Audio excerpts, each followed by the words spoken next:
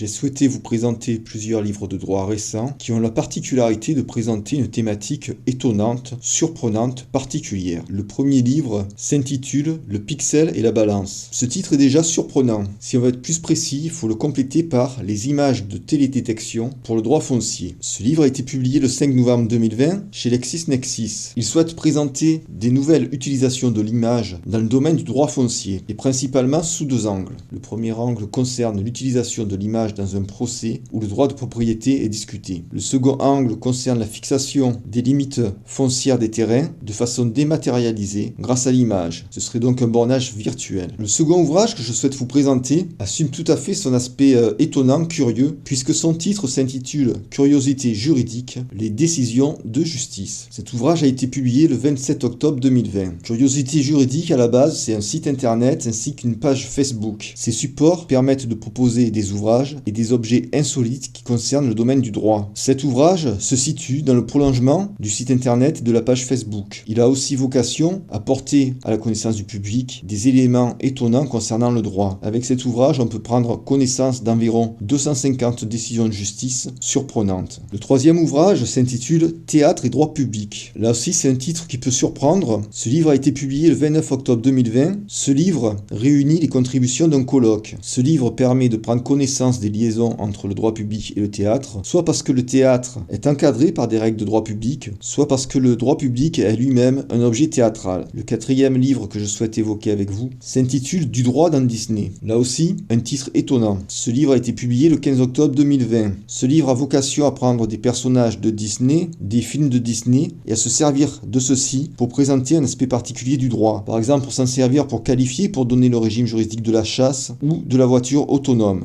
Le cinquième et dernier livre que je souhaite évoquer avec vous s'intitule « Les super-héros au prisme du droit ». Il a été publié le 15 octobre 2020. Il s'agit d'un travail collectif d'universitaires. Il permet d'évaluer comment les personnages de super-héros pourraient être encadrés par la règle de droit.